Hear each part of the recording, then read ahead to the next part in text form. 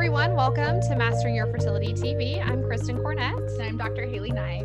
And we are going to be sharing with you episode 23 of the Mastering Your Fertility podcast today. We had the honor of interviewing Dr. Jolene Brighten, who is a naturopathic doctor and a women's health expert and the author of this incredible book called Beyond the Pill. And she is going to share with us today about post-birth control syndrome and how birth control can affect the body while women are on it, as well as after they come off, how this can have a long-term impact on health as well as the ability to conceive. So most of us, I think, are not told about a lot of the side effects that birth control can potentially have on us. And we're told that there's no issue with coming off of it. There's no long-term effect on fertility. And there's actually quite a bit of evidence to suggest that that's not the case. And then many of us have personal experiences with not coming off the pill. You had a personal experience. I did. Right? Yeah, I did have a personal experience with coming off and having a lot of side effects. So I experienced extreme PMS, extremely painful periods. I'd had painful periods before going on the pill, but it was absolutely nothing compared to what I experienced afterward. Extreme digestive upset, bloating. I was ultimately diagnosed with small intestine bacterial overgrowth, developed an autoimmune condition. So there were a lot of things going on, and you wouldn't necessarily think that a lot of those things would be connected to taking birth control. And there's no way for me to go back and say, absolutely, the pill caused these things for me. But it's interesting that I spent 8 years on the pill and then experienced all of these things and was diagnosed with an autoimmune condition and some other inflammatory issues and gut issues after coming off of the pill. So Dr. Brighten is going to share the connection between birth control and some of these symptoms. And Dr. Haylee is going to talk a little bit more about what we discussed specifically in the episode. Yeah. So in the episode, we talk about side effects that you may be experiencing while on the pill, and then also some of the side effects when coming off of the pill, such as what Kristin here experienced as well. So some of these might be low libido, anxiety and depression. You might also be experiencing like nutritional deficiencies and autoimmune disorders such as autoimmune Hashimoto's or thyroid disease.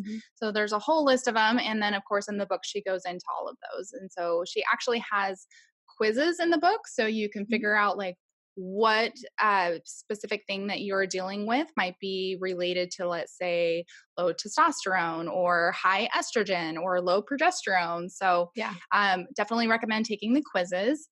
And then another thing that she talks about is how specifically you can boost your fertility when you come off the pill, and why waiting to conceive when you're coming off the pill is probably best, right? So I know that most women, when they're coming off of the pill, they're like, yes, let's get busy. Let's make a baby, right? But unfortunately, because there is so many side effects with birth control, either A, you're having a hard time getting pregnant right when you get off the pill, or B, maybe your body isn't ready to get pregnant and it's probably not an ideal time to do so. So you're going to be learning about that. Yeah. And I think the last thing is diet and lifestyle. So just specific things that you can do to reset, rebalance. And then, of course, in her book, she has a 30-day reset protocol that is awesome. You should definitely check it out if you are coming off the pill and getting ready to make a baby. And then we actually have a quiz for you as well. So we created a quiz called Are You Healthy Enough to Get Pregnant? And this is a really great resource for you to discover what symptoms might be contributing to struggle conceiving or might affect your ability to conceive if you haven't started trying yet, as well as things that can affect the long-term health of your future baby. So we talk about many of the things in that quiz that Dr. Brighten talks about in the episode, including nutrient deficiencies, inflammation, poor gut health, hormone imbalances, and several other things as well. So you'll be learning a ton in that quiz. The link to that is actually on our website. So it's tinyfeet.co/podcast. And you'll find Dr. Brighten's interview there. It's episode 23, like we mentioned. So you can download the quiz there, as well as find links to all of Dr. Brighten's work and some free resources that she has created for you guys, including a little dietary guide for a post-birth control detox diet. So all of those are available for you on the website. Once again, that's tinyfeet.co/podcast, and you'll find all the links there. So we're excited to share the episode with you, and we hope you enjoy it. All right. Welcome, Dr. Brighten. Thank you so much for being on with us today. Hey there. Thanks so much for having me. Yeah, we're really excited to address this topic. This actually isn't one that we've covered on the podcast yet, but it's so important. I mean, obviously, we're going toward a fertility-based market here, and we absolutely have to address birth control and hormones and balancing after birth control. So, really happy to have you here to share your work and talk about your book, which we absolutely love. Yes, we have it right here for those Yep. who are seeing the video. Yeah, no, this is super great. So why don't you start off by giving us a little bit of background on you and how you got into naturopathic medicine and how you got into women's health and hormones?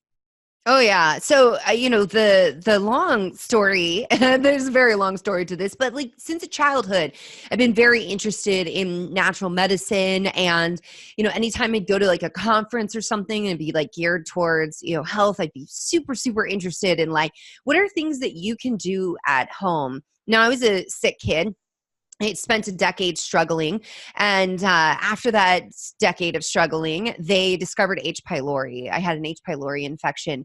And, doctors couldn't figure out what was wrong with me. And so it came to a point where they were telling me that like I just was seeking attention and these symptoms were in my head. Very necessary part of my journey as I look back, being in elementary school and then going into high school with this struggle. And what happened was, the paper was published on H. pylori, so they made this new discovery in medicine. I went to a doctor who had happened to go to a conference that they presented this paper, and from there, he's like, we should test for this. And it was very new at the time. H. pylori was also very controversial, and lo and behold, that's what I had. And so I was treated for that, given a proton pump inhibitor, and at 17 told that you would have to take this medication for the rest of your life. This is before these were ever over the counter, and there was no research to support using this pharmaceutical in someone as young as me. And when I was on it, I noticed things. I felt like my head and my body weren't attached. Like I had massive, massive brain fog. It's very interesting now, fast forward like 2 decades later, to see the research coming out on how it impacts neurological health. But being 17, I was non-compliant. And I was like, I'm not going to take a pill every day. And then I found birth control. And I think it's so funny because I remember saying to my doctor, like, yeah, whatever, I'm not going to take a pill every day. And then go to the gynecologist. I've got period problems. I had really heavy, painful periods. I bled, for more than a week, hated my period for a good 3 years. I think I spent like I don't know, maybe a good 15 years hating my body and thinking that periods made me the lesser and my hormones in my body were betraying me. And when I was past the pill and given this option to control my reproductive health, I was super excited. I even spent a few years just not having a period because I was so much smarter than my body. Mm-hmm. And this may be your story, and I'm not shaming you if anybody's listening. This is my story and my experience and me laughing at my 20-something-year-old self. Because then there was that moment where I was like, hold up. Something's not right here. Like your body by design is having a period every month and yet I'm on this medication. Little did I know it was just a withdrawal bleed and not a legit period. And so I spent a long time, 10 years on hormonal birth control. Super grateful I had that tool to become a first-generation college student. But I look back at all the struggles I had, the food sensitivities, the random inflammation and swelling, the mood symptoms that I had, the fact I had no libido and an inability to orgasm through my 20s. Yes, that's as lame as it sounds. Sounds pretty lame. It's super lame. It's super, super lame. And like chronic yeast infections, all kinds of issues that nobody ever said, hey girl, it might be the pill. In fact, a lot of the times I was told like, no, that's just normal. That's like what women go through. Like this is your normal. This is the way your body's supposed to be. And, so in all of this time, I was studying a lot of science. So my first degree is in chemistry, next degree in nutritional biochemistry with concurrent clinical nutrition. That was the first place I ever learned that hormonal birth control depleted nutrients. And at that point, it had already been on for 5 years. And I'm like, hold up.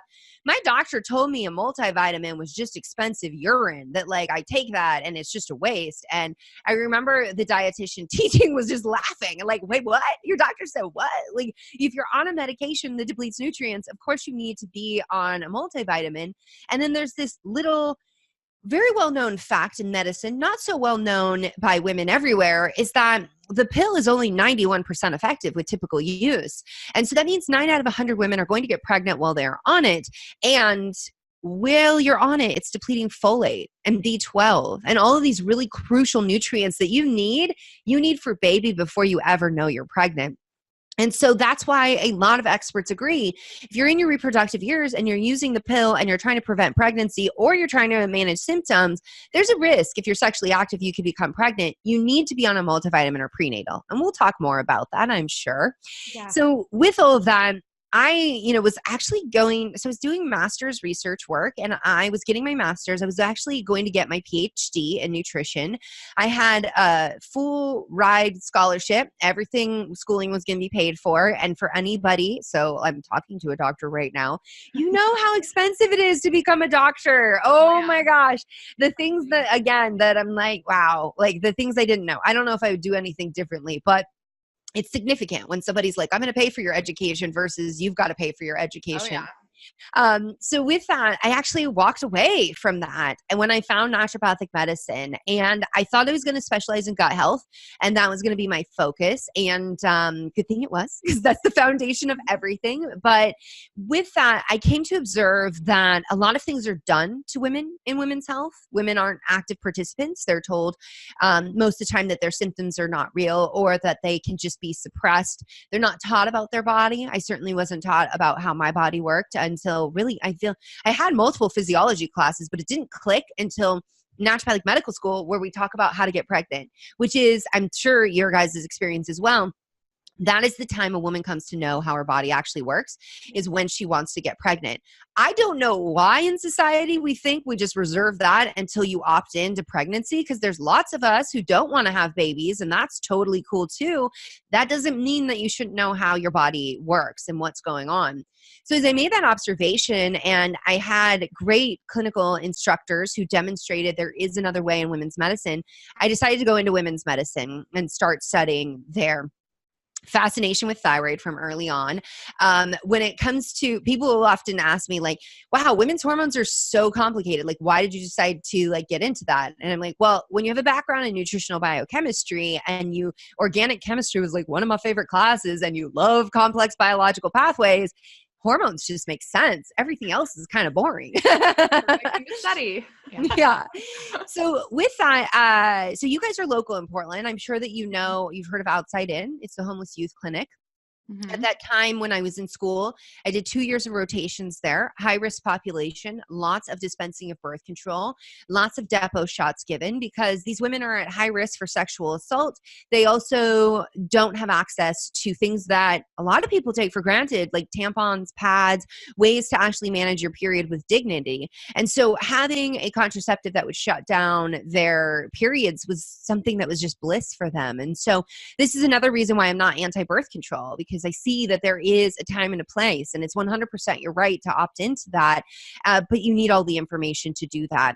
And as I went through 2 years of that, and noticing that we gave a lot more information in this state-funded clinic, because you had to if you wanted to keep your funding, than was happening in a general internal MD's office, I'm like, there's a lot of information women aren't getting. But as I started my private practice, I was like, I don't want to talk about birth control anymore. It's so boring and I just hate it. And I'm felt the same way. Yeah. And then my husband's like, yeah, and then you wrote a whole book on it. And that really came out of working with my patients one-on-one. I personally struggled when I came off of birth control, and my doctor did a good job making me think I was the only one. And then I came to observe that most of us, if not all of us, struggle in some way to break up with birth control. And as I gained the reputation where patients would literally call my office and say, I hear that you're the doctor who believes women's birth control stories. I thought that was so weird until I sat with them one-on-one and realized that they were being dismissed, that there were a lot of things going on that were connected to birth control, but doctors were refusing to make the connection, do the investigation, or ever question something that had been an instrument in women's movement and why we graduate college at a higher rate. I mean, there's so many things so many benefits that we've seen with this. There's many of the side effects and things that birth control does in our body that I wasn't aware of until I sat down in PubMed and really read through. And as I started reading through, studies back in the 70s being like, hey, we know this about birth control, yet no one had ever mentioned this to me while I had been on it. Even in, going through naturopathic medical school, there wasn't a whole lot of discussion about all these things because really, I mean, and people like have to understand, I think if you're not a doctor, there is so much to learn as a doctor. And it's like, I feel like in naturopathic medical school, we get a little more in depth about hormonal birth control than the traditional paradigm. I shouldn't say traditional, conventional is really what it is. Like traditional really implies that like every culture had like adopted this medicine all along. So with that, I pulled in those studies into my clinical practice because as we know, research is one thing. A lot of the time, like we see studies that don't apply clinically at all, or people might question that, like, wait, what does that actually mean? Well, you have to understand that to get a really clean study, which is what I used to do, you need to select the right people to come into your study from the get-go. Then you need to, so you cherry pick a population, you put them through a bottleneck, you need to get statistically significant findings. And so at the end of that, who you've actually evaluated and the outcomes may not apply to the general public, right? If we think about birth control, that was designed for young, healthy, reproductive females so that they could delay pregnancy or space out their pregnancies. And yet it's being used today in older women, and this is not judgy on you if you're in your 40s or anything, but like the pill isn't designed for you. These hormones weren't really designed for this 40-something-year-old female who has, PCOS and maybe is looking like she's pre-diabetic. Like that's a different consideration in a different population. And yet that is not the way we view birth control when we prescribe it. It's not viewed through the individual lens. It's viewed through the inferences made on these wide, general studies that are done on a different population. And it's a weird thing. It's a very weird thing in women's medicine where they study a man and they say, oh, it applies to a woman. Same. It's so bizarre to me. Like, never mind, I just make a baby in my body and you can't do that. There's a little bit of difference there. But also that like, oh, well, if we did this study and it's 20 somethings, then whatever, same, like we'll just apply it to like everybody. And we forget, and it's almost like we're supposed to be ashamed that we have these life cycles, right? That like we suddenly we go into menarche and we start bleeding, or, what happens in pregnancy. Oh my God, heaven forbid we talk about the fact that like your vagina gets swollen and that like you could have varicosities there. It's stuff like that like when it happens to us, we feel alone, we feel isolated, we don't have anyone to talk to. And I think this is certainly true as we transition into perimenopause and menopause. And it's like, we're not supposed to talk about these things that make other people uncomfortable. I don't know who these other people are, who decides who these other people get to be.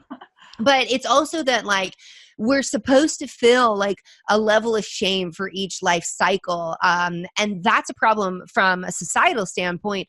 But I also think it's a problem in the research where we don't isolate and evaluate, because as women, we have very different things going on throughout our life cycle. We're not as static as men. And it frustrates researchers because it's not as clean to study a woman. We are cyclical by day. We are cyclical throughout the month. And we are complicated, which, begs the question is like, is evidence-based medicine, the way that it's currently set up in this paradigm, the best medicine to be evaluating women's health and women's needs? We forget. Now, I love me some science. I will say that. And I love the evidence-based medicine when it's applied appropriately, but it doesn't fit everything. And it's very new. I don't think most people come to realize that like this way of looking at medicine and evaluating treatments, it's actually relatively new in terms of like when we're going back through the history of medicine, and that it has its flaws as well. And that's okay. We can recognize it. But I think some people have fallen into the trap in which I've fallen into in my 20s. Again, please don't judge my 20-something-year-old self. I try not to. We're never judge mine either. Yeah, but I'm actually thinking like all the things in my 20s. But it's something where in my 20s, I almost put science on a pedestal as if it was a god and you couldn't question it. And that is belief. That is not science. And that is problematic.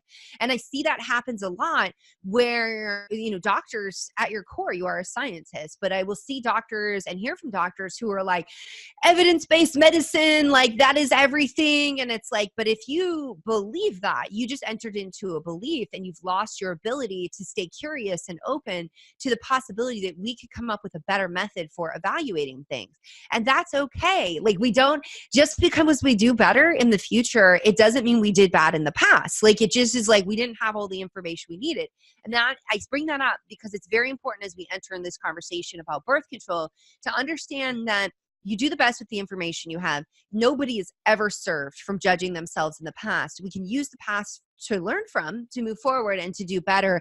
But shaming yourself, hating on yourself, or being like, oh, that was the worst thing that we ever did, so this person's a bad person. We didn't know what we didn't know. That's the reality. And that's why it's called practicing medicine. And nobody as a patient, and I sit on the end of being a patient, nobody likes to hear, oh, they're practicing medicine. But it's a practice because we don't know everything. Definitely. Yeah, I agree with that. Well, and having good quality evidence for some of these things requires that we ask the right questions in the first place. And that's kind of like an evolving process. And I think you made a really good point about the way we sort of treat women in medicine that has kind of prevented us from asking the right questions, particularly about a medication that nearly everybody gets, prescribed at some point in their journey. Oh, yeah. So you touched on this a little bit as you were going through kind of your history and your experience of all the things you didn't know that birth control could potentially cause, but expand on that a little bit for listeners. Like, what kinds of things are we talking about? What does birth control do? And what are all these things that we don't know that it can have an impact on? Oh, totally. This was such an eye-opening moment for me. Yeah, how much time do we have? So right. Now, here's the thing is that this medication was designed to impact the reproductive tract. And the way that birth control works, the pill specifically, it shuts down brain-ovarian communication. If you're using like a Mirena IUD, for example, like a progestin-based IUD, you may or may not stop ovulating. And you may keep ovulating and then 2 years in, stop ovulating altogether. So it can be very unpredictable, which is where I really see the next evolution of science and women's medicine going, is asking the question, stop with the dismissing women's stories and being like, oh, the connection to depression, that's just a correlation. It's not causation. Therefore, it's not real women. Except anecdotally, this is something that women leave birth control trials for. It's in the package insert. Women have been complaining about this since the introduction of hormonal birth control.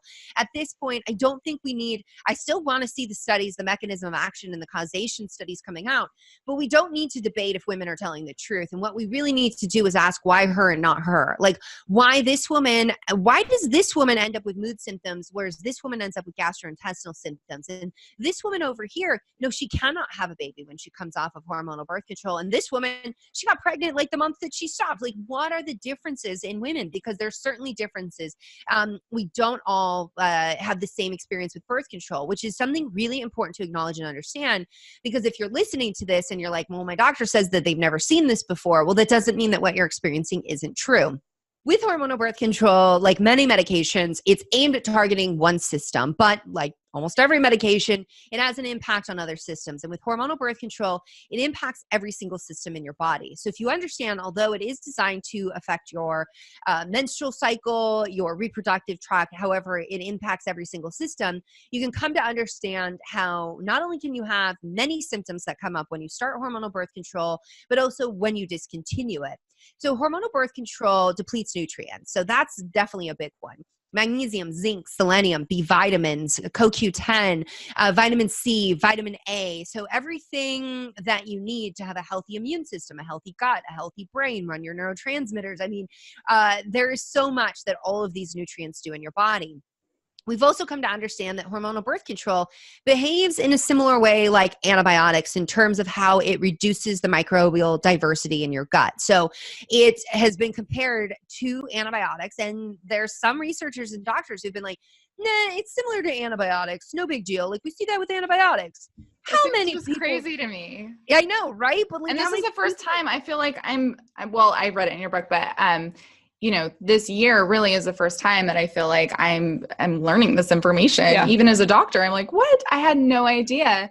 And then even the nutrient deficiencies, like I figured it would deplete a few nutrients, but all those nutrients. And so to me, that makes a lot of sense. Like if somebody's already deficient in magnesium, which is super common, or B12, which is super common, then you get on the hormonal birth control, and then it's just going to deplete it more, contributing to their unique symptom. Mm-hmm.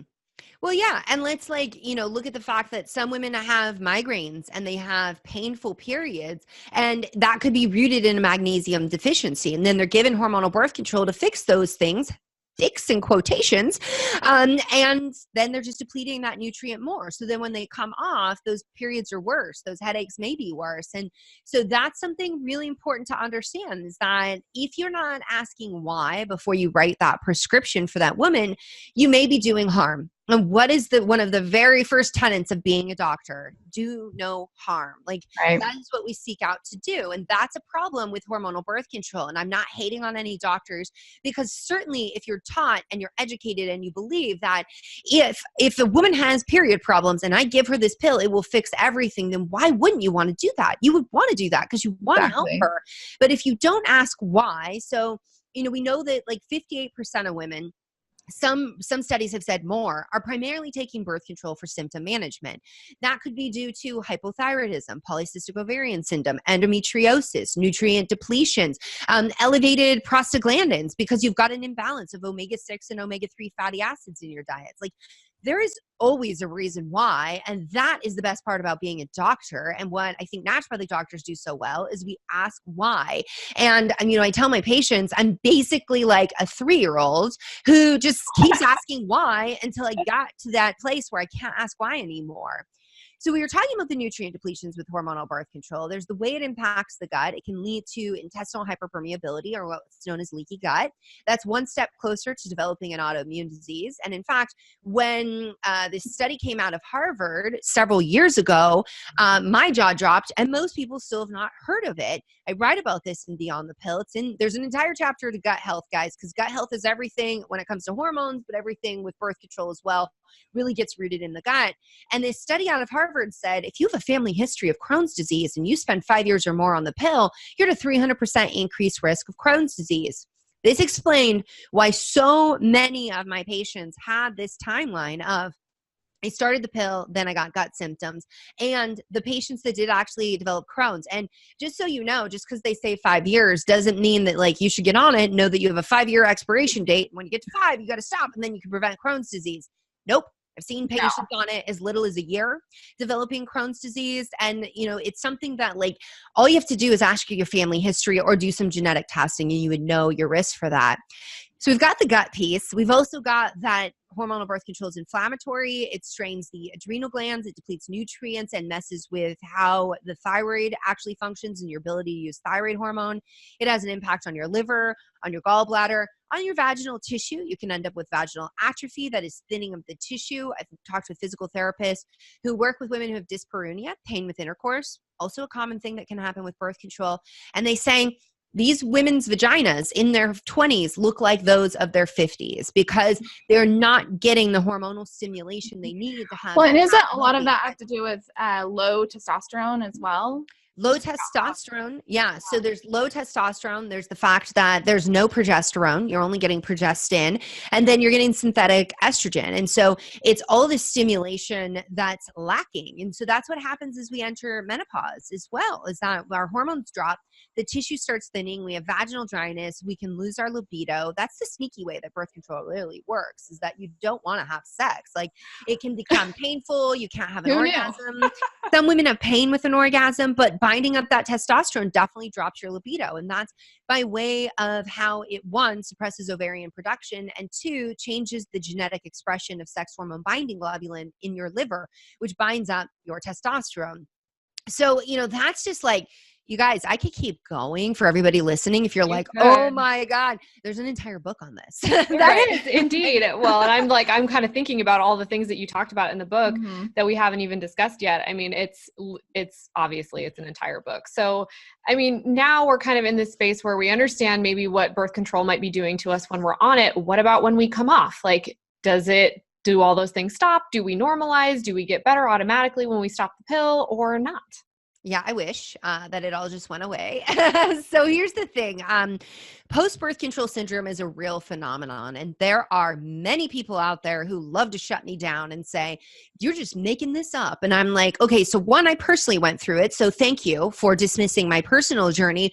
But also to that, I always say, you go talk then. You go tell the hundreds of thousands of women who have complained about this that it's not real, because that is the big problem. Like when you are waiting on a study to validate what your patient, who is your best teacher, is saying to you, you're missing out on crucial data. And how do you think we got to answering, exactly as you said, how do you think we get to answering those right questions? By asking the right questions, by listening to what people's experience is. And so with post-birth control syndrome, this can be the return of symptoms that you had previously. So, for example, acne, about 14% of women are prescribed the pill for acne. And, you know, whenever people are like, it fixed my acne or it cured my acne, I ask, well, what happens when you stop? Well, it comes back. Well, then it didn't really fix it. And by the way, if we were to give a drug that shut down your entire digestive system because you were having gas, do we think we fixed the gut, or did we just stop it? We stopped it. And so this is where we really need to have the conversation about respect in women's medicine, because there seems to be this lack of respect about our reproductive physiology, in which it's okay just to shut it down and not ask what's the repercussions of that. Oh, definitely. I mean, it wasn't that long ago where they were just like, let's just remove your uterus. Let's just get rid of it all. You know, hysterectomies were so common. We still have a lot of them now. Right. I mean, for similar issues, you know, you're, you know, bleeding incessantly after you're supposed to be in menopause. Let's just take it out. And the thing I explain to women, and women listening, understand this, like, please, like, go back and listen to this and write it down, is that if, let's say you had a hysterectomy because you had fibroids, if they removed the organ, did they actually address the root cause? No, they did not. They only removed the organ that was being affected. And if the root cause of that is that your liver is processing your estrogen incorrectly, you're making more 16-hydroxyestrone, you can know this on the lab test, that will stimulate things to grow. Well, if they remove your uterus, they didn't remove the issue. And please, no, removing the liver is not the answer here. But with that, what happens next? Well, it goes and it stimulates breast tissue. So while your uterus might be gone, you might be at higher risk of breast cancer, because studies have shown that women who develop breast cancer, they have a history of an elevated 16-hydroxyestrone. So just because they took your uterus doesn't mean you're in the clear. Yes, you might get relief. Yes, it may have been necessary depending on your condition and what was going on, but it did not address the root cause. And this is where, you know, we need the surgeons, we certainly do, but we also need the experts who can ask why and really get to the root of what's going on the individual level, because it's not the same for everyone. As humans, we do have commonalities, like we all need to sleep and poop and drink water. Like, these are very common things, but there's also nuances to your environment, your family history, your genetics. We have to be looking at all of those things. So post-birth control syndrome can be the return of symptoms that you had before. And I hate to break it to you, but if you used birth control to suppress symptoms from before and you don't prep your body before you come off, they can come back with a vengeance. And acne is one I bring up because that is like one of the biggest reasons I see for women to jump right back on birth control, because nobody likes looking like a teenager and breaking out in their 40s. Like, that's just not fun. Nobody wants that. And so the other thing with post-birth control syndrome is it can be an onset of new symptoms that you never had before. So post-birth control syndrome, like all syndromes, is a collection of signs and symptoms.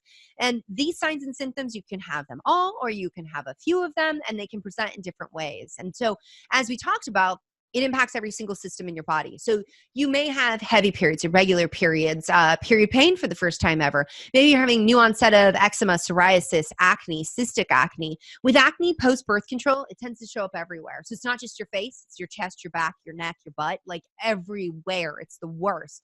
And so, and ladies, if you're listening to this, like in my book, I do give protocols around acne. So don't freak out if you're like, oh my God, that's going to happen to me. It doesn't have to. There is a way to work with your body. We can also see no onset of digestive issues, gas, bloating, constipation, diarrhea. We can see neurological issues. So now you're developing headaches, migraines, anxiety, depression, mood swings, having just weird symptoms altogether. And so it can really show up in a number of ways. And it tends to really let itself be known around 6 months after stopping birth control. Sooner for some women, much later for other women. And I will say, I've seen women, who have been off of birth control 5 years, 10 years, and they're like, well, my doctor said it can't be related to birth control. It's been so far since I've, been on that.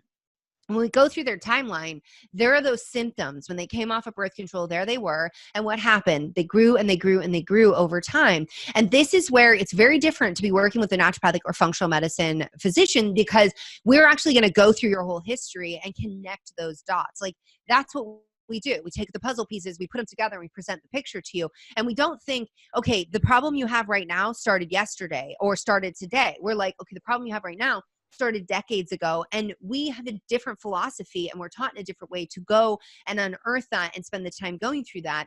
Your conventional doctor is not taught in that way. They're taught more in an acute medicine paradigm. You have a problem right now. What's the pill I can give you? What's the surgery? What's the person I refer you to correct the problem right now, as if it started right now? And there's a time and a place for that, for sure. There is no one modality of medicine that is best, but there is a modality of medicine that is best for what you are seeking in that moment. Yes. So true. So let's talk about fertility, because this is mastering your fertility. And so a lot of these things can have just a massive impact on a woman's ability to conceive. So, I mean, obviously we're talking about hormone imbalances. That has a huge impact. But some of these other things like gut health and inflammation and autoimmunity, I mean, these all have a big impact on ability to conceive as well. Oh, yeah. And I appreciate you bringing that up, because as we were talking about actually before we started recording was the Good Morning America article that I was in, talking about the myths. And one of the myths that a doctor brought up is that birth control impacts your fertility. Now, I feel like every single time I have seen, like in the last 2 decades, that people are going to bust birth control myths, that's like a go-to one of doctors. Like, it's always like, let's pull the fertility card because women are scared that it'll affect their fertility. And I want to say this. I had a medical doctor say this to me, and it really was eye-opening.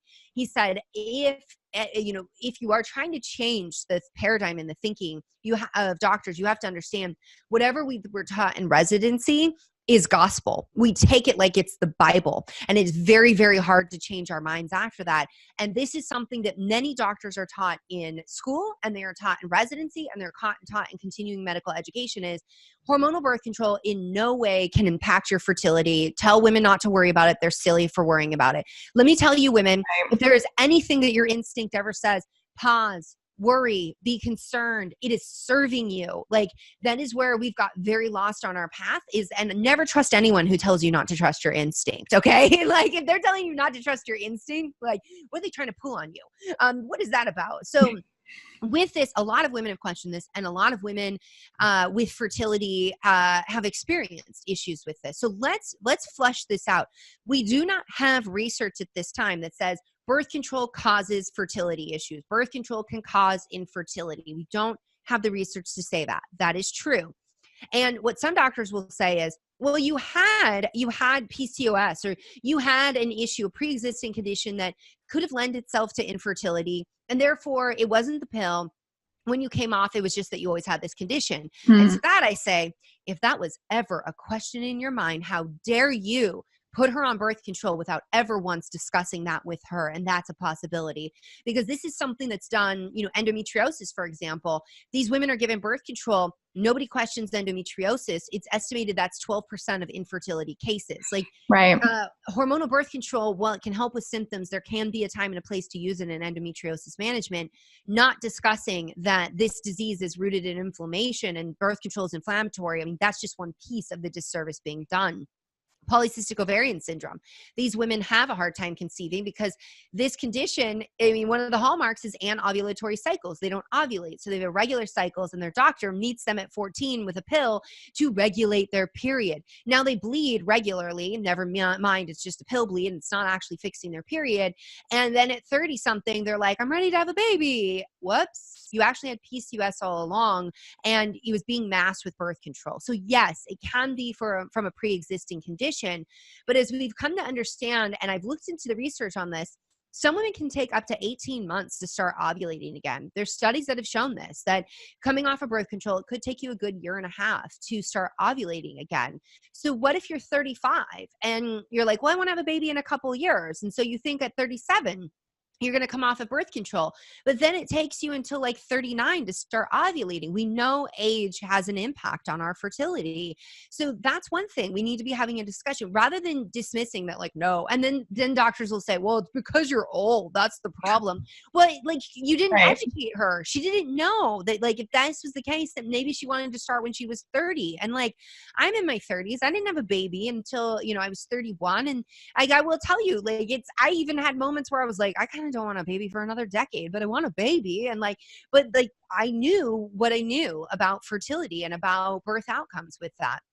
Now, there's the piece you were talking about that does not get enough airtime, in my opinion, and really doesn't get investigated in the research, is that there's these confounding variables, so to speak. But the reality is that if you're inflamed, if your gut microbiome is disturbed, your microbiome becomes baby's microbiome.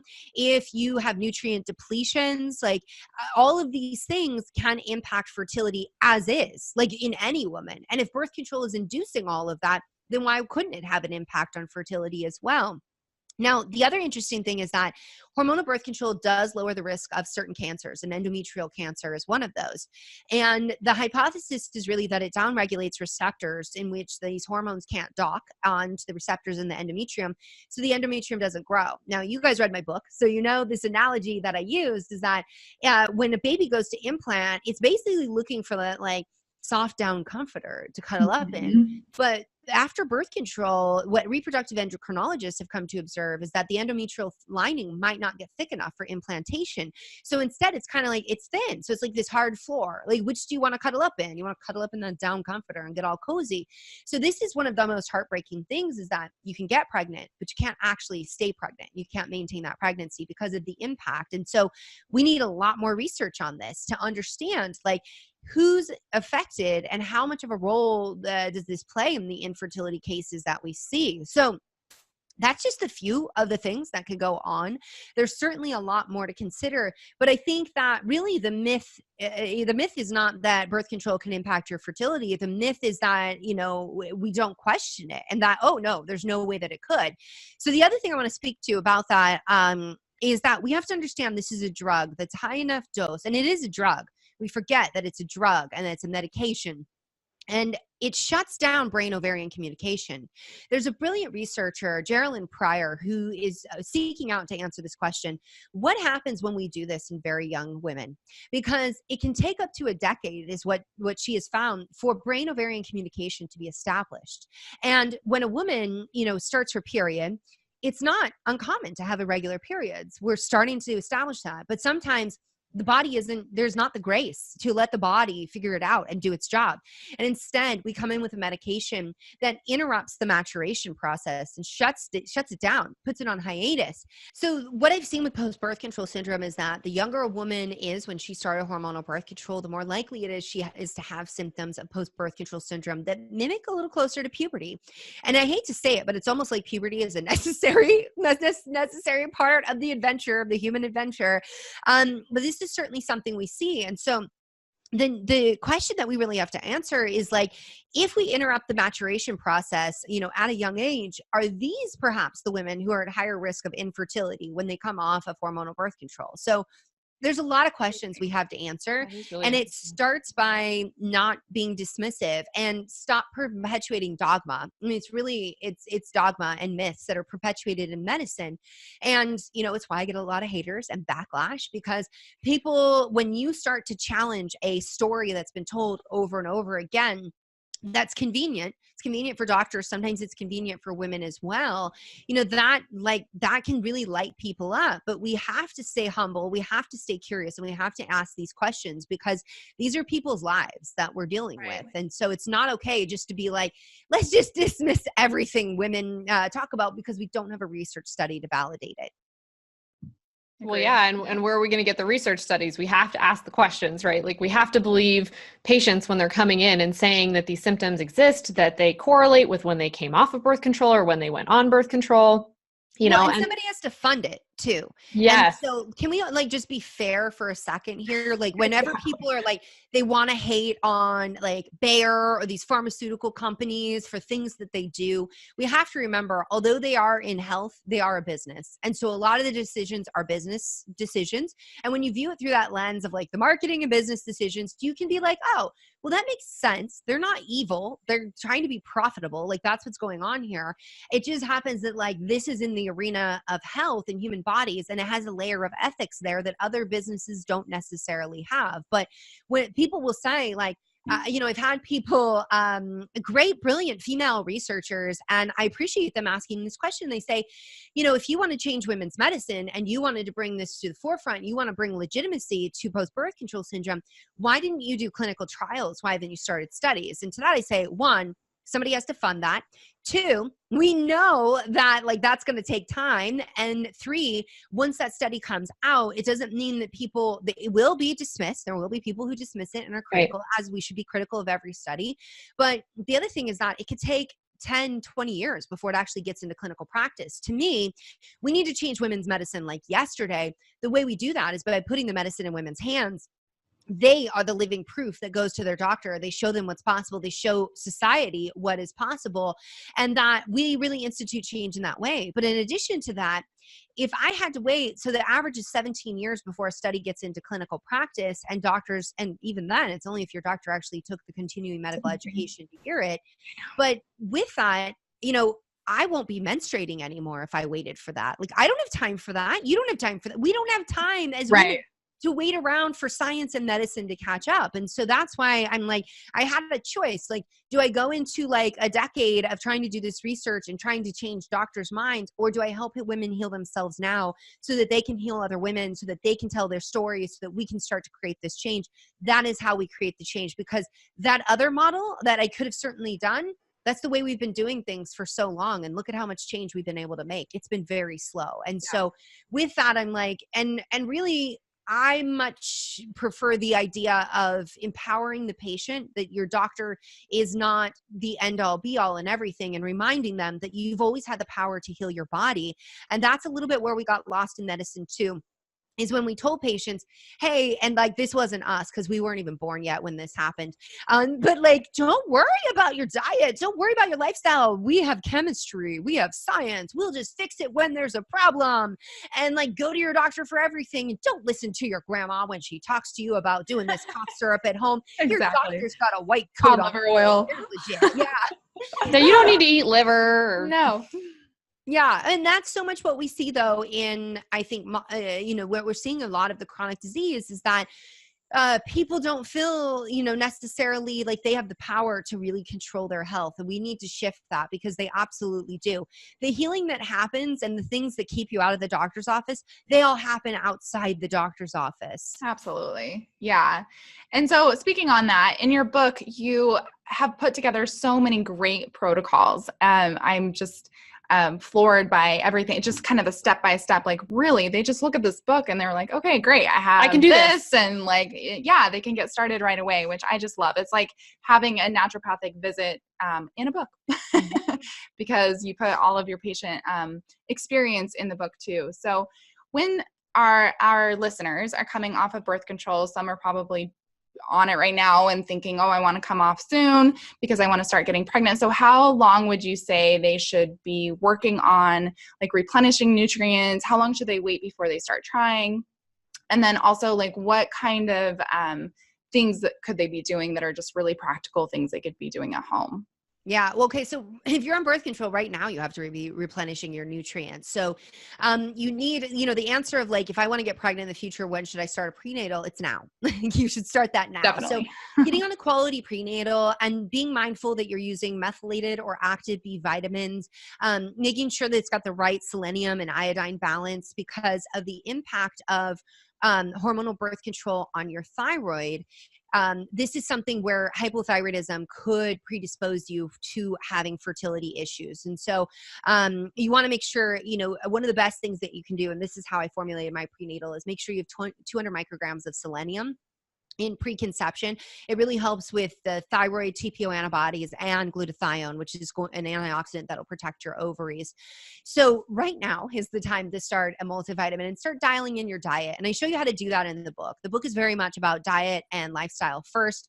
Then that's why, we did put some supplement protocols in the beginning of the book. I was resistant to that. I wanted to put them all in the back because I was really trying to drive home that food and lifestyle have to be first in all of this. And yet you will, if you are in a healing phase, you will need to use supplements. And the reality of the state of the planet and what is happening with our food supply, we need to be supplementing with, a multivitamin or prenatal to make sure that we give our baby the best step forward. Now, when you come off of birth control, you need to give yourself 6 months or more. This is a very interesting thing that happened during the timeline of the book. If anybody listening, if you've ever written a book, then when I say it's like a boomerang, you know exactly what I mean. You're like, I'm done. Here it is. The publishers are like, here it comes back and back and forth and back and forth. Well, the really cool thing in all that back and forth is that I had written in the manuscript, you need to give yourself at least 6 months to prep your body when you come off of birth control.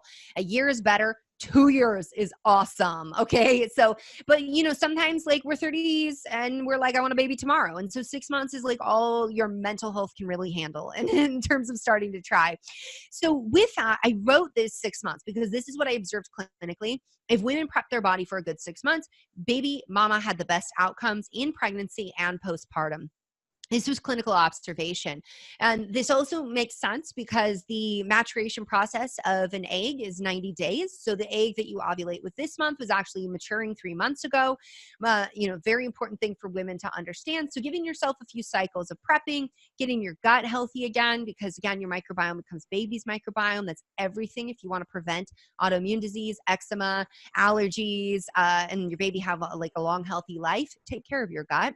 So with that, the manuscript comes back, and it came back at a time when a study had just come out showing that women who get pregnant within 6 months of stopping birth control, their babies were at higher risk of childhood cancers. This is the first time a study's been really able to show this. And they said it was a mild increased risk. So we've got a lot more questions around this, and we need a lot more research to understand it.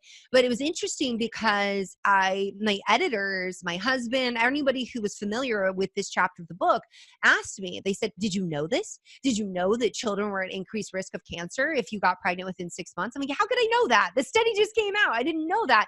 But I was able to include that in the book. It's like, this is one more consideration of why we should give it more time and why that myth, okay, in medicine of like, it doesn't affect your fertility. In fact, you can get pregnant like as soon as you stop the pill.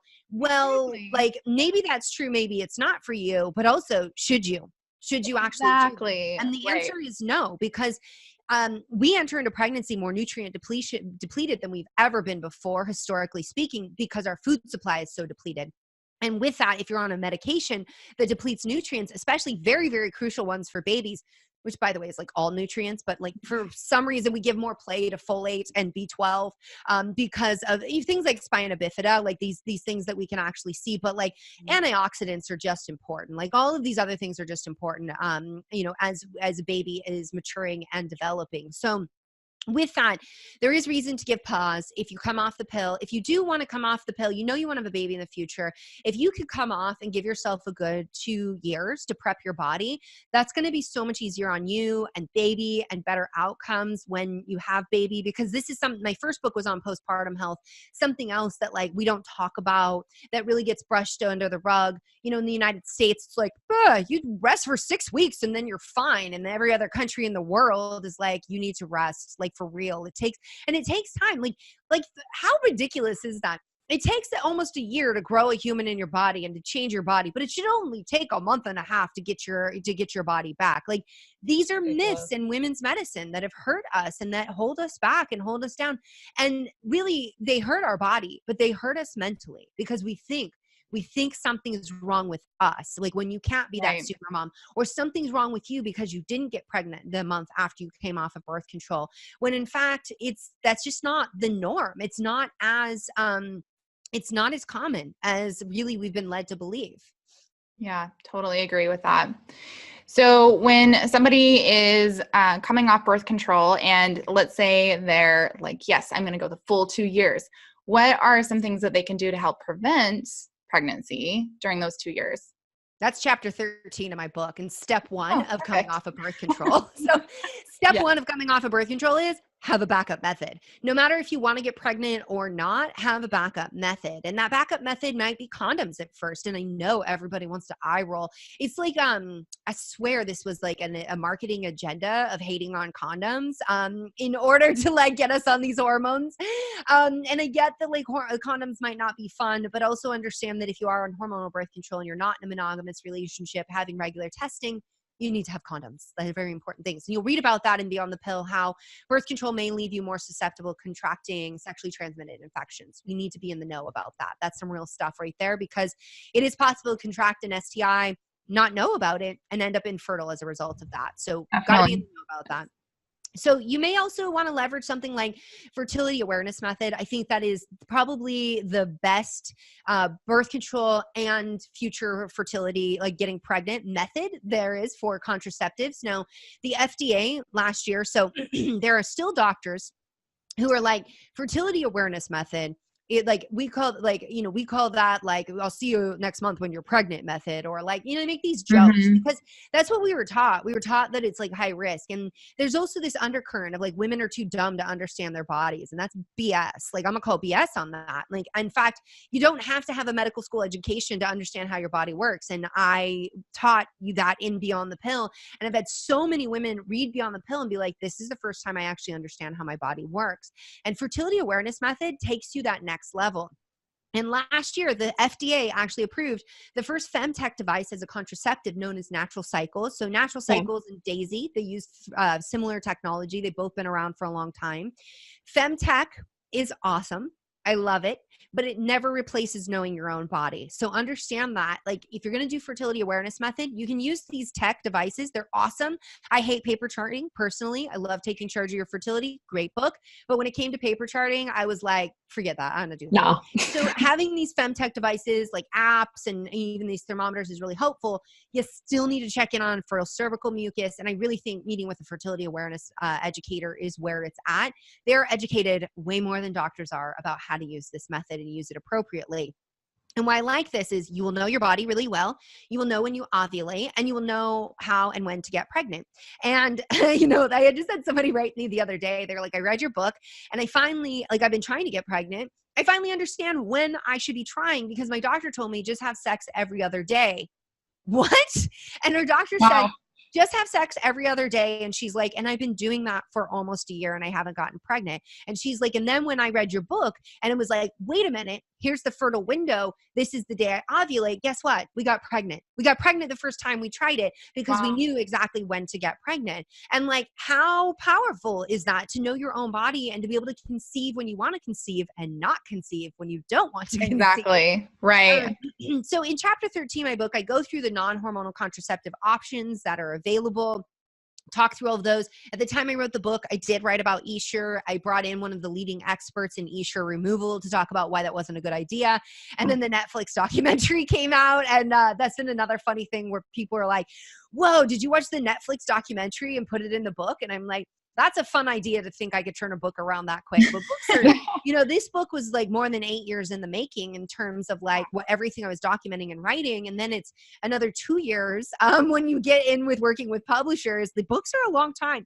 And so people have been saying to me like, in your next book, can you write about this? Like, do you think that's something? And then people are like, can you get a book out next year? And I'm like, no, I'll see you in a decade. Right. That's a great idea. I'm like, give me a few years. We'll work on that. But, just to answer your question about like, the fertility awareness method, copper IUD, like there are lots of other options out there, but understand women, it's all about what works best for you and where you're at in your life. And not, there is no contraceptive that's one size fits all. We're all very unique and we need to see more iterations on all of this. But the most affordable, so as everybody started to get really in a panic about the cost of contraceptives and IUDs in terms of the political climate, the thing I said is, it's the cheapest thing in the world. And, the thing that like no government can control is knowing your body. You knowing your body, like no policy can change the fact that you see fertile cervical mucus. No policy can Yep. change the fact that your temperature spikes. Like, and that is in this current, current climate, it's a radical act to know your body so well that you can advocate for yourself and control your fertility in that way.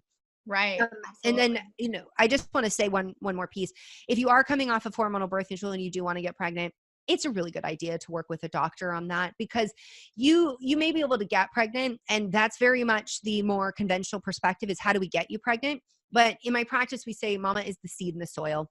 You want the best heirloom seeds, and you want the best soil to grow it in. And so really doing your due diligence and working with somebody to get what I call pre-baby body ready can make all the difference in the world, not only for your health and your postpartum, but also for your baby. And not your baby, but your baby who's then 40 or 60, or maybe they live to be 100.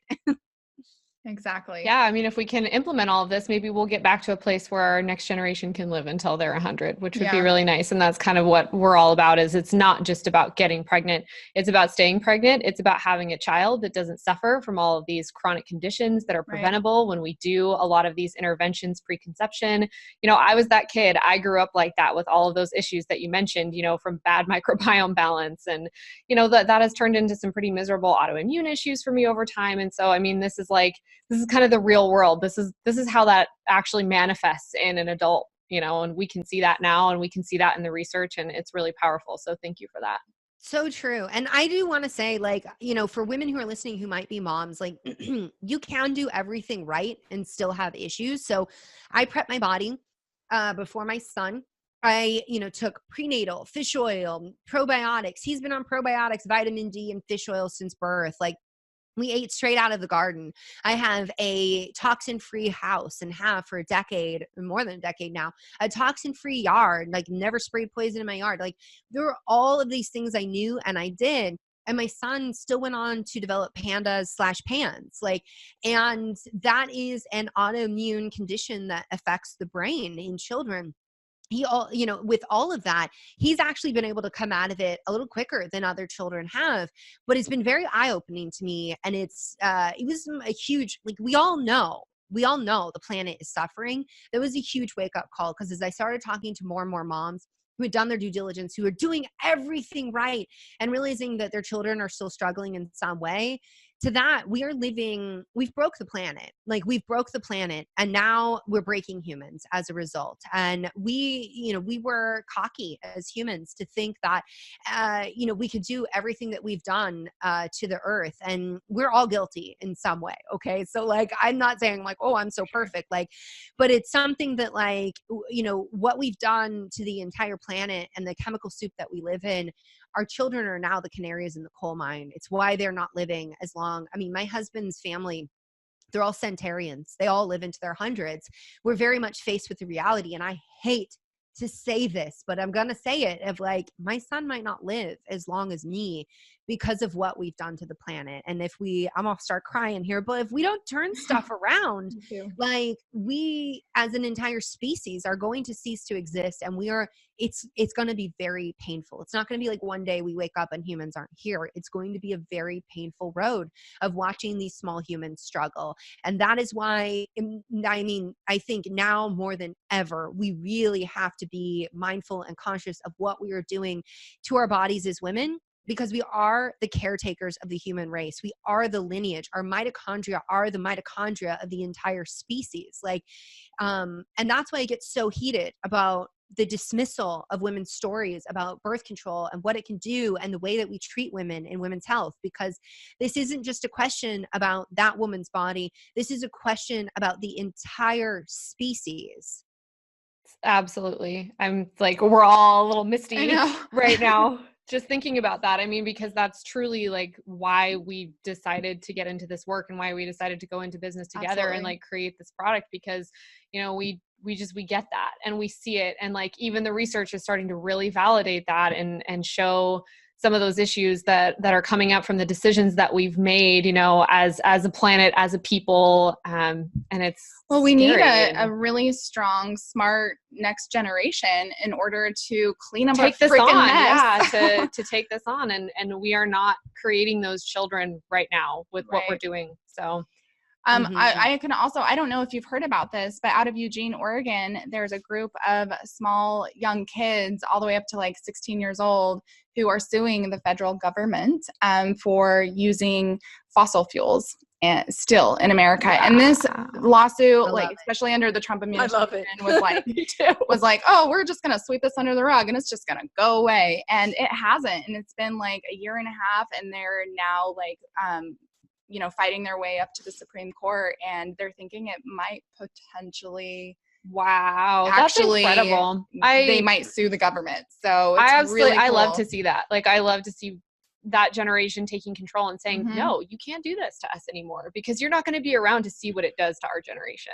Absolutely. Absolutely. And it's something that, like, you know, there's so many things that we could change if we put humans first and we had the best outcome for the planet in mind, rather than capitalism and consumerism. And it was actually, my husband was talking to me about this just yesterday, where he was like, if we taxed corporations for their packaging, if we actually said to them, should you use this packaging, we're taxing you for the way we have to process it after it arrives to the consumer, instead of, you know, adding things like a bottle tax to the consumer to have to pay for that. There you if go. we did that to the corporations, they would shift their packaging. And it's like, we all use Amazon. That's not going to go away. Like, I like the idea of, you know, shopping at mom and pop shops. I'm like, I tell people, go to a local bookstore. I still love bookstores. Okay. And you know, we're in Portland. It's a very different climate here. We shop local, we support local. It's a very different way, but I'm sure we all still use Amazon at some point. I mean, it's not going to go away. And sometimes you get these Amazon boxes, and sorry, Amazon, I know I'm kind of picking on you. You're not the only ones. Let me just say that. Like, you're not the only ones, but you get this tiny little item that's like bubble wrapped, and then there's more plastic, and then there's peanuts around it, and it's this huge box, and you're like, and we have like code word in our house of like, if we're going to like avoid something, we use code word sea turtles, of like sea turtles, like, you know, going to, you know, to like a local place and they have plastic straws. My son will say sea turtles. And we all know that means like, we are going to opt out of this. Like, we're going to say, no, thank you. And it's just kind of like our word that we use of like, so it's not this big display, but it does really open up a conversation. Like, we were in Whole Foods and, my son really wanted one of those bath bombs, you know, and I was reading the packages and I was like, no, this has fragrance in it. Like, we can't use this because it has fragrance. And like, we have to find one that's fragrance free. He's 6. He's like, why do we need fragrance free? Well, because fragrance usually translates to endocrine disruptors, which means it's going to mess with your hormones. And we don't want to support a company who is not disclosing. So this is the other thing. It's a dollar vote. I don't want to support a company who thinks that just because the FDA says you can put fragrance on there and not tell me what it is, that's okay. I'm not going to support you. I am not going to support you in any way. You disclose what's in there so that I can have my full consent. And should I choose to use that, that is 100% my choice, but I deserve that information. And as my son and I had this conversation, this woman was actually holding one and she put it down and she's like, I never knew that about fragrance. And we selected this other one. You can actually make these at home. So I'm going to start making these at home because he really is into them. Epsom salt and lavender and all this wonderful stuff, you guys. And so with that, though, we selected this different one. We had this conversation with a woman, and you better believe other people were listening to that. And so that's something that like you can do in a way that like starts to spread information that like that woman deserved to have access to as well, which is why podcasts like yours are so important. Like, we have to put information out there in as many ways as possible because people learn differently. And in addition, we're starting to see regulations on social media that disfavors the consumer and disfavors patients. And it's all really, I mean, at the end of the day, it all drives more for corporations, which is, we need them, but we also need regulations on them. So this took like a turn away from birth control and talking about a lot of other things. But I think that all things really have to be part of the conversation, because to really, you know, heal ourselves, it's going to take a lot more than just the way we eat, just the way that we move our body. Well, this is the kind of Pandora's box that we get into. And I've talked with friends and family members about this. They're like, I don't want to know that information because if I know that information, then I have to know the next piece of information and the Totally. next piece of information. And I've found this to be true. I mean, I started getting into health and wellness because of my own issues about 6 years ago.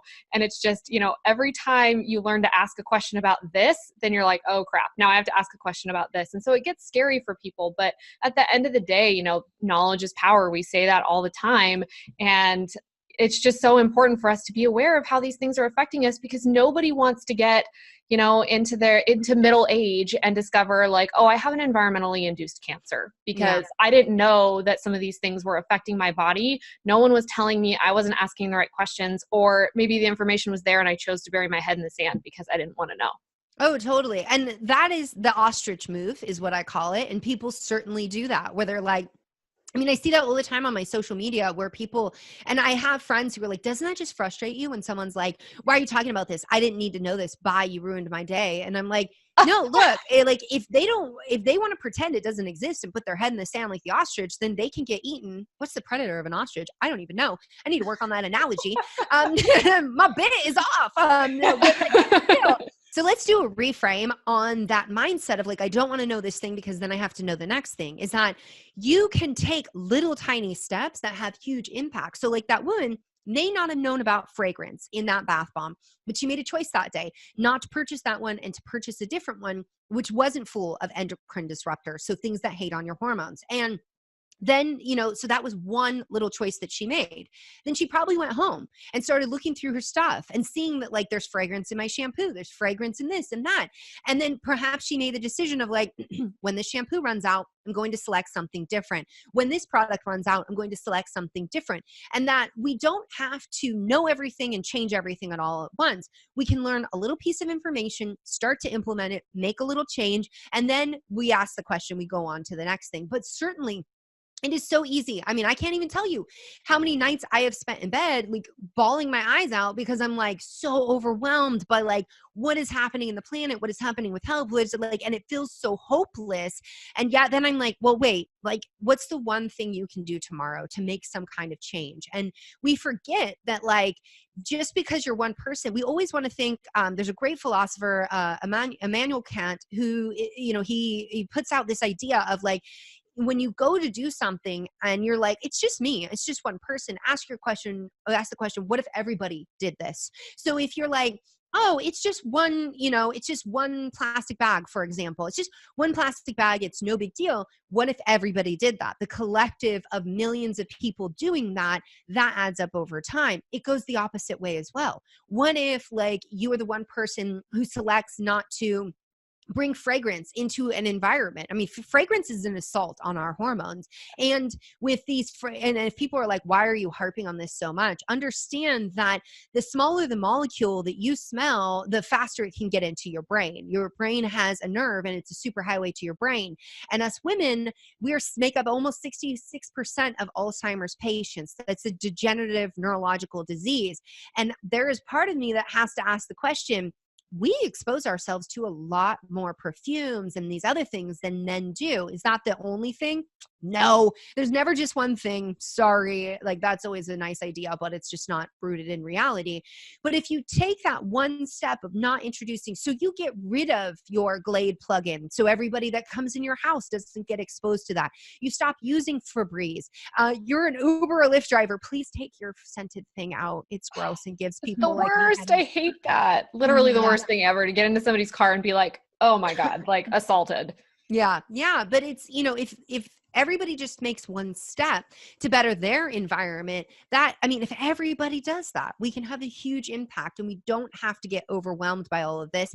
And don't focus on what you can't control. Start with what you can control, which starts with what's in your house, what's, in your environment. And I've been in, I'm now going on 22 years being in the medical and health arena.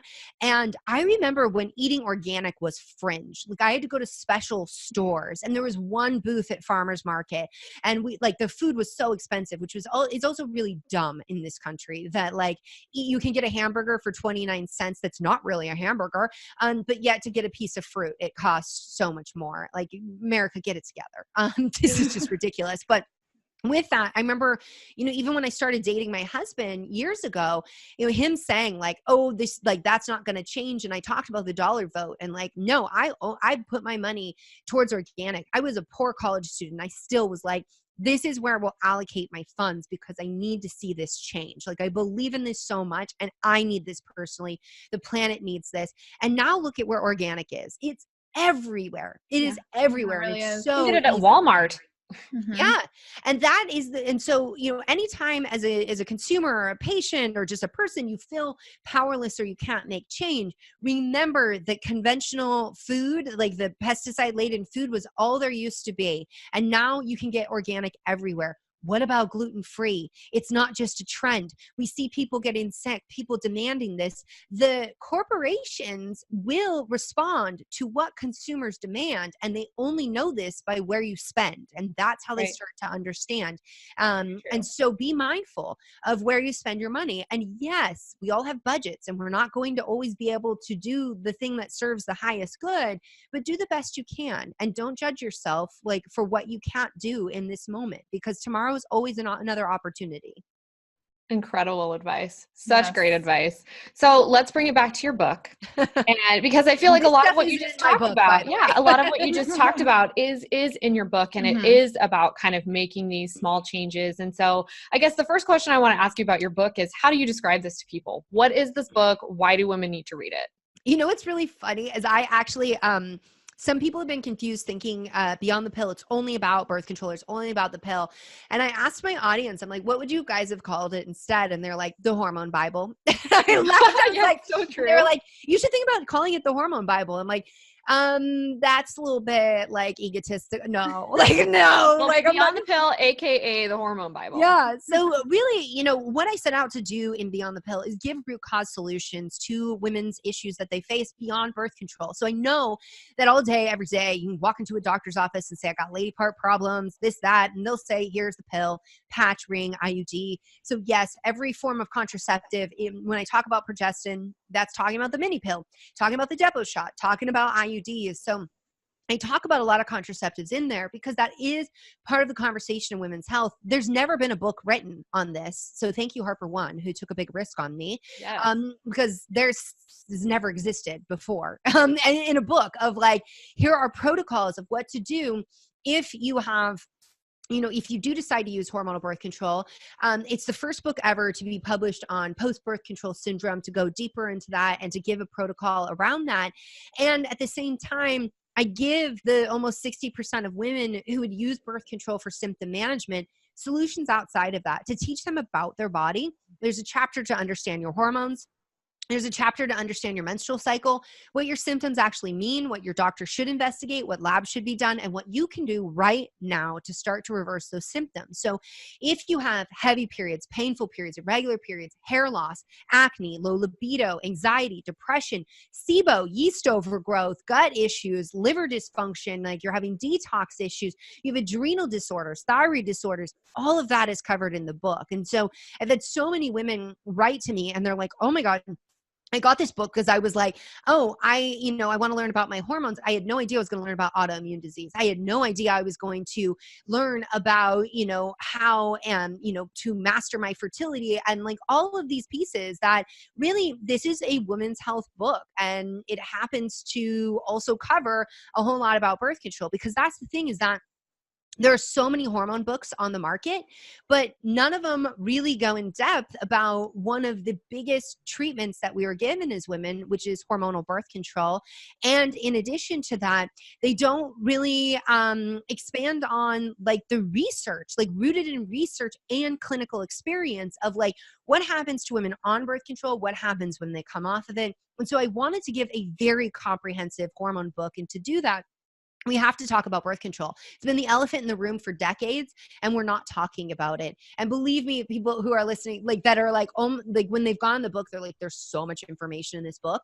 I was contracted to turn in 65,000 words. I turned in 100,000 words. We cut it down to about 80,000 words. There is so much more I have to say about birth control that I didn't even get to get into in this book. So we have to decide like where are we going in the future with all of this information. Right. But really what I wanted to do was provide women with solutions beyond birth control for their symptoms, and then help them know there is life after birth control. There is life beyond the pill. And certainly that there is no wrong decision to be made here.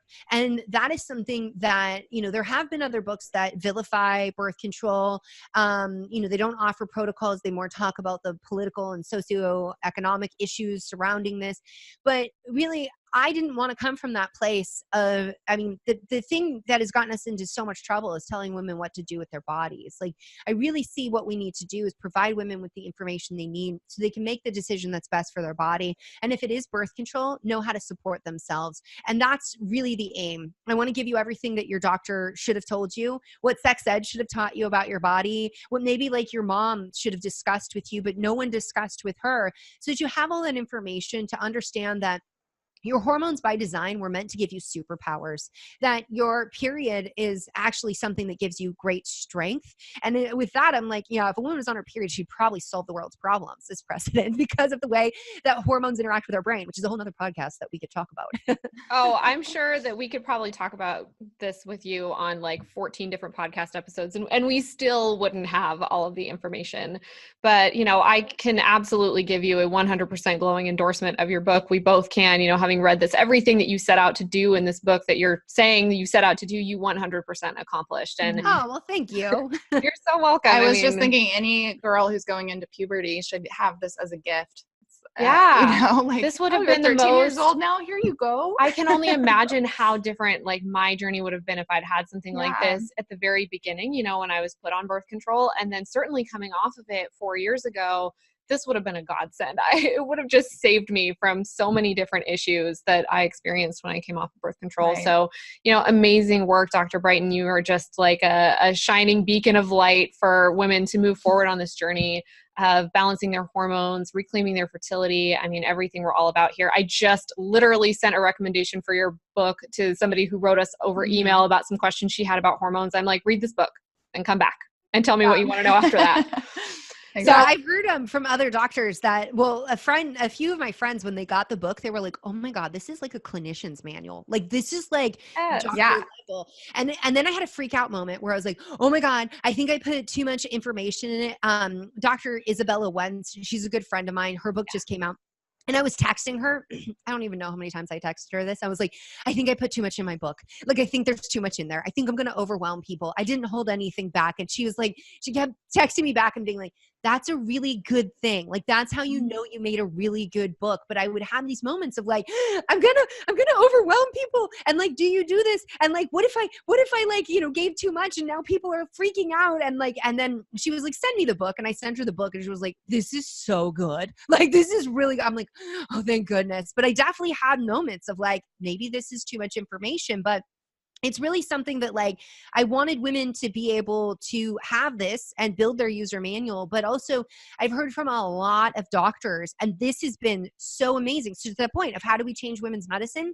I have heard from so many doctors, NTPs, other clinicians who have said to me, this is changing the way I practice. I'm actually working with women differently. I'm asking different questions. I'm advising differently. And I tell women, get the book because it's going to complement everything that we do together. And so that is awesome to me to hear from clinicians who are like, this is helping me do a better job with my patients. And I recommend it because then they can educate themselves and be better informed about why we're doing what we do.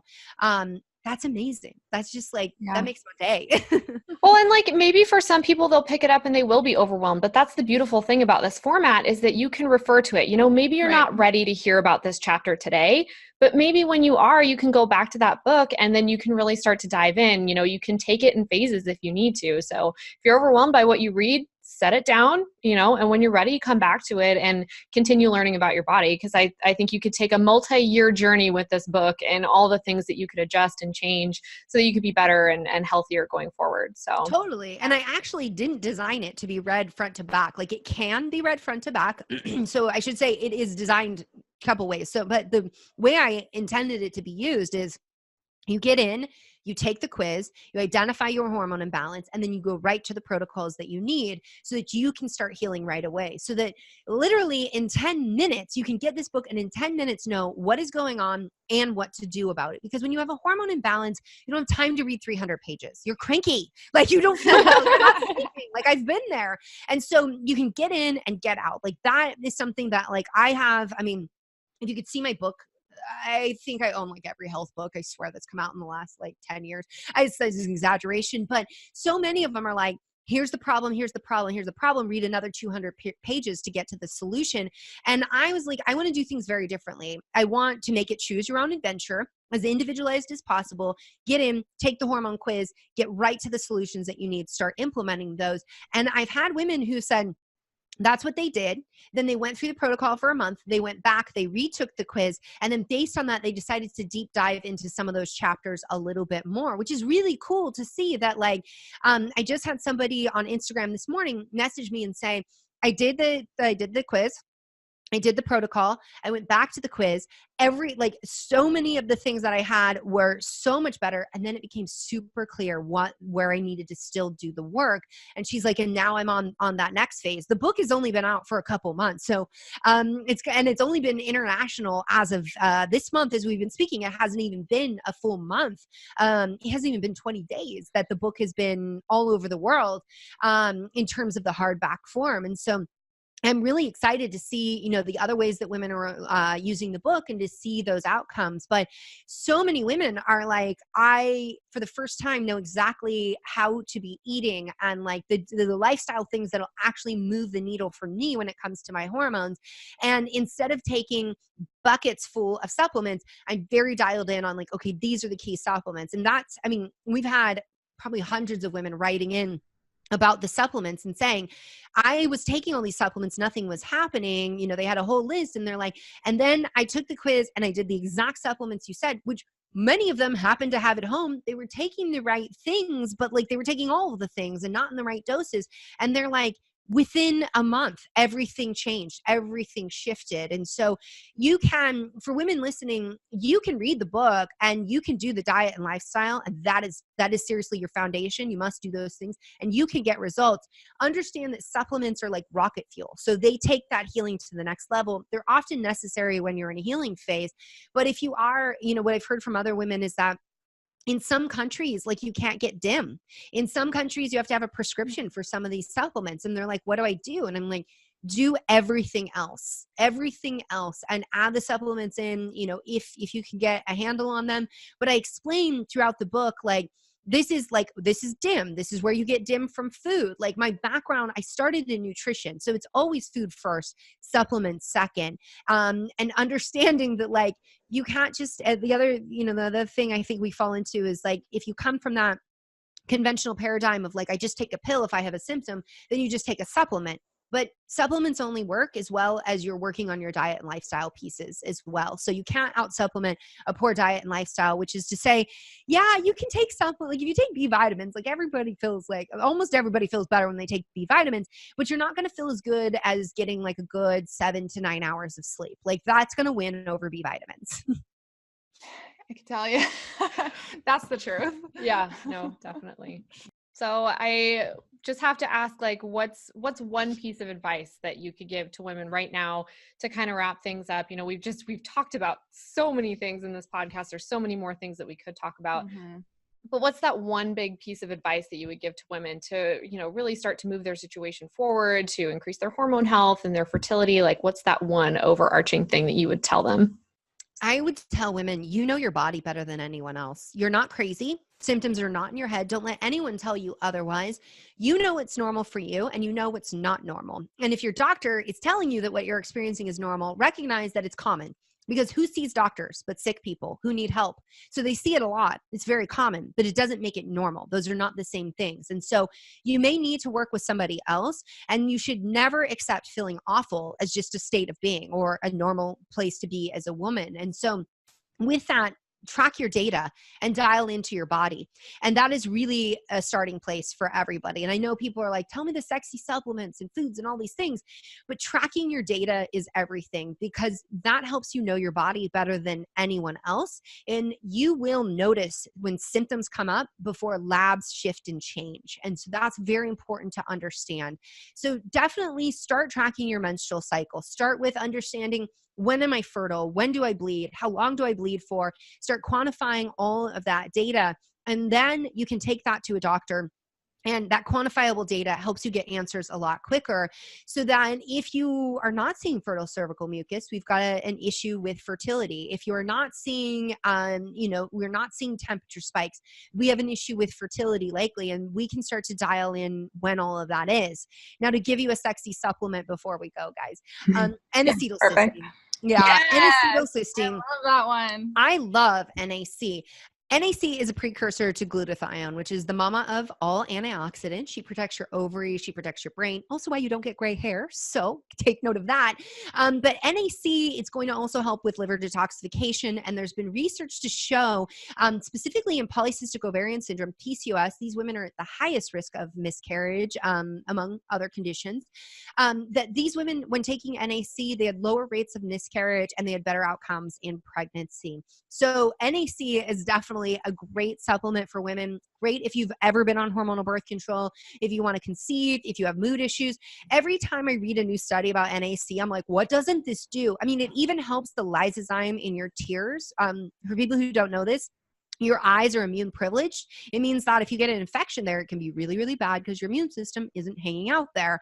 And so lysozyme actually protects your eyes. So NAC protects your eyes from infections as well. Like, what does it not do? I mean, I'm like, it helps your lungs. Like, I could keep going forever. So N-acetylcysteine, though, is one of those things that can be really, really helpful in fertility. And then when you get into beyond the pill, I list a ton of nutrients, ways of eating. And if you got pregnant, you want to grab my other book, Healing Your Body Naturally After Childbirth, which when you get pregnant, you want to start planning for the 4th trimester. So everybody plans for their birth, but really we should be planning for postpartum, because your babies come out like speed bagging on your adrenal glands. Yep. All right. Well, this was amazing. Thank you so much for being with us today, for spending so much time sharing all of this incredible information. You're so passionate. And I think that's one of the things I love the most about like watching your Instagram stories. Follow this lady on social media, because she talks like this every single day on her Instagram stories, like with the same passion and the same fire, just to get this information out there and to help women. And that is the kind of attitude that we need to move our care forward into what's ultimately going to help us like be better and, have healthier babies and better fertility and just, healthier lives overall. So we appreciate you and your work so much. We'll make sure that we link to everything in the episode description. And thank you for being here, and have a great rest of your day. Thanks. Yeah, you as well. Thanks for having me. I appreciate the conversation. What a wonderful interview. Did you love it? I loved it. Totally loved it. She's so awesome. So good. Yeah. Wow. So many great recommendations. Super passionate. Very passionate. Yeah. So remember to get her book, Beyond the Pill. And we want you to also take our free quiz. So the link is tinyfeet.co/podcast. You're going to look up podcast number 23 with Dr. Jolene Brighten, and you can find the link to the quiz there, where you can find out, are you healthy enough to get pregnant? And then you also want to follow us over on Instagram at tinyfeet.co, where we are posting all sorts of research tidbits and helpful recipes, advice. And you see our pretty faces. And so that's a great way to come and get to know us better. And then of course you could drop us a DM there too, and we can answer, or at least try to answer, some of your dire questions. And then you can also find links to Dr. Jolene Brighten's work, as well as her book and the free resources she's created for you, including a post-birth control detox diet free guide. And that is all in the link that we have here on the screen for you, tinyfeet.co/podcast. And we will see you next week.